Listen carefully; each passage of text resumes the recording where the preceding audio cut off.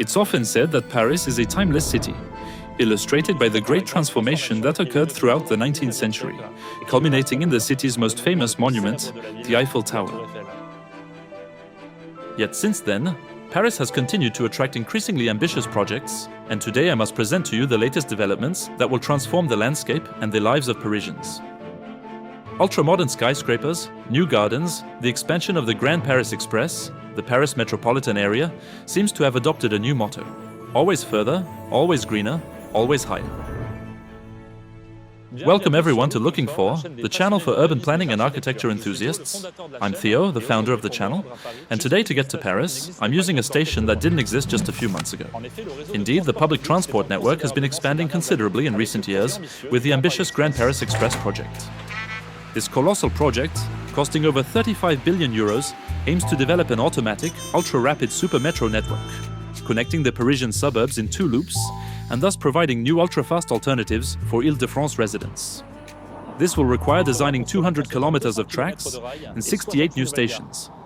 With 4 new XXL lines, thus numbered from 15 to 18, this alternative to the RER and regional trains should therefore allow for a drastic reduction in car usage.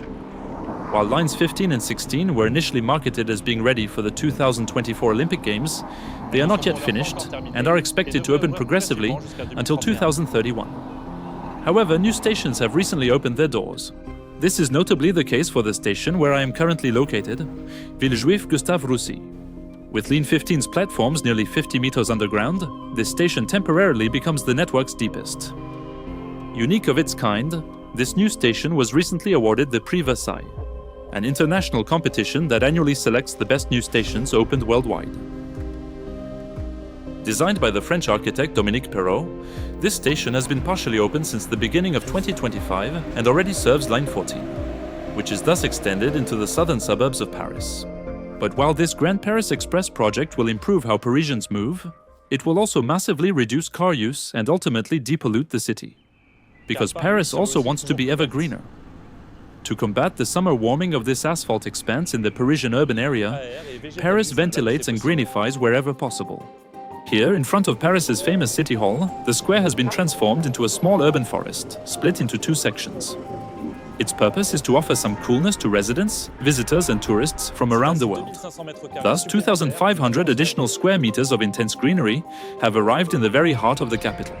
But the City Hall district isn't the only recent example of natural areas landscaped to break up the concrete jungle of the Paris metropolitan area. A few months ago, the Place de Catalogne, located next to the Montparnasse Tower, said goodbye to its grey, concrete surroundings, making way for a small circular grove. This was done to lower the area's temperature and offer a new green space for local residents and workers. 470 trees were planted in this new 4,000 square meter park, which also includes a misting area for periods of high heat. To further expand these green spaces within the district, construction is currently underway on the street that connects Place de Catalogne to Montparnasse station, to create a tree-lined pedestrian promenade right in the street's center. Many other green spaces are being created in various Parisian districts, but also in the nearby suburbs. This is notably the case for the ambitious transformation of the La Défense Esplanade. Indeed, La Défense is a very mineral, concrete and sweltering place when temperatures are high. So star landscape architect Michel Devine was asked to design the landscaping of the Charles de Gaulle Esplanade with the aim of creating a long 5-hectare green corridor. To connect the daily 600 meters from the Taki Basins in the east to the Gamma Fountain in the west, a true urban park will be developed for the comfort of the district's workers and visitors. It will offer a green space for relaxation and for sports activities, and will also include pétanque courts. The entire area bordered by the 450 existing plane and lime trees, which will be preserved as part of the project.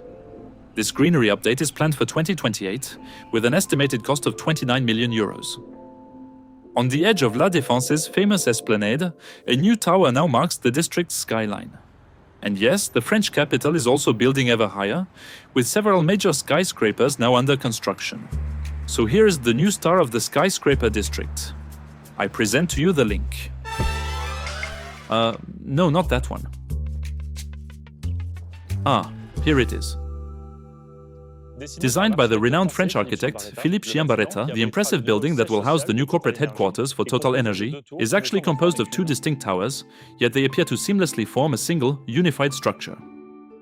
Total, in association with Groupama, signed a lease as early as 2020 for the creation of this skyscraper, which is separated into two distinct wings and connected by means of 30 green vegetated walkways. The name of the skyscraper was specifically chosen to make reference to these suspended pathways, known as links. This brand new striking edifice is quite singular due to its impressive height, as it measures very exactly 242 meters. This building will offer over 130,000 square meters of offices, dining, co-working and relaxation spaces. Split between the arch wing, with 50 floors and reaching 242 meters, and the Seine wing, 178 meters high with 35 floors. Positioned at the entrance to the business district, the link reshapes and rebalances La Défense's skyline, creating the district's new gateway with the tower first. The project, estimated at 1 billion euros, was entrusted to the Parisian architectural firm PCA Stream, led by architect Philippe Ciambaretta. The agency has designed an architectural marvel, featuring towers whose concrete and steel structures are combined with a series of suspended platforms. The construction itself was entrusted to Vinci Construction. These XXL towers will be able to accommodate 500 people on every floor, which is 4 times more than a classic tower floor. A veritable anthill right in the heart of La Défense. Regarding working conditions, the fully glazed facade will provide natural light and an unobstructed city view. Equipped with 4,200 square meters of photovoltaic panels, it will supply 25% of the energy required for lighting. On its sun-facing side, it will have a double skin, meaning it's made of 2 layers separated by an air gap, allowing for building ventilation to regulate thermal gains. Also worth noting is the presence on the 36th floor, open to all employees, of a 600 square meter Belvedere Park, offering views over the Seine and Paris. A panoramic bar, a versatile multi-purpose room, and a 200-seat restaurant will be located right next to it. At 242 meters, the link holds a new record, that of the tallest skyscraper in France.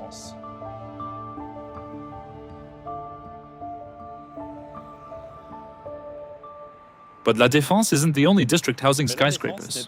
Within Paris itself, the Montparnasse Tower, that monument eternally disliked by Parisians, has finally received the green light for its renovation. Indeed, 7 years after the first building permit, which was initially intended to open the tower before the Paris 2024 Games, the owners have finally agreed on its metamorphosis. A new glass skyscraper will transform the building's dark facade and the monolithic shape of this 70s giant. The definitive relaunch of the construction of this new Montparnasse Tower was also made possible by the recent signing of the annex project for the tower. Indeed, the Montparnasse Tower was built as part of a larger project between 1969 and 1973 called the Montparnasse Real Estate Complex. This complex therefore included the creation of a large shopping center right at the foot of the tower. The aim was to bring this modern consumer culture to the very heart of Paris, directly competing with American malls. And as you can clearly see, it's been an enormous success.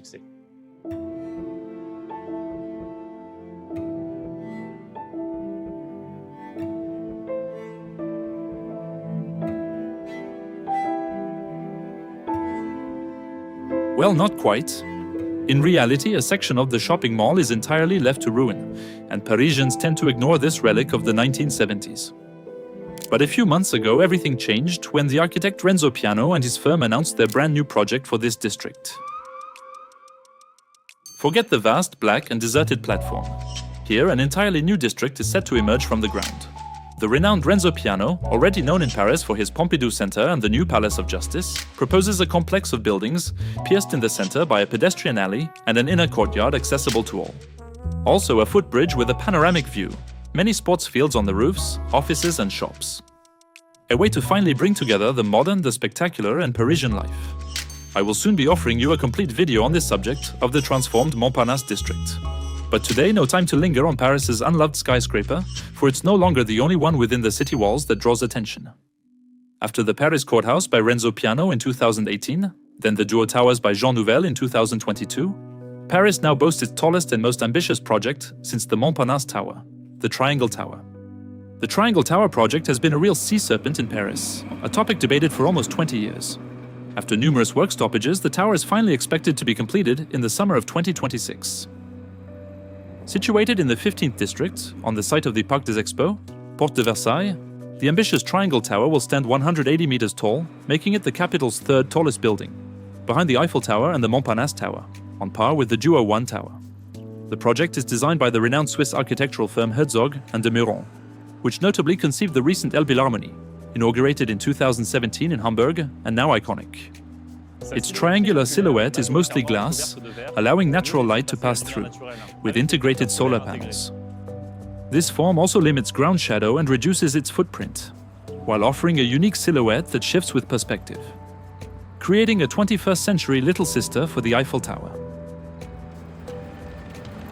The tower, over 91,000 square meters, will house many different spaces. It will include a 4-star Radisson hotel with 128 rooms, offices covering 70,000 square meters, local shops, but also a cultural center, a panoramic restaurant, and 360-degree viewpoints over Paris.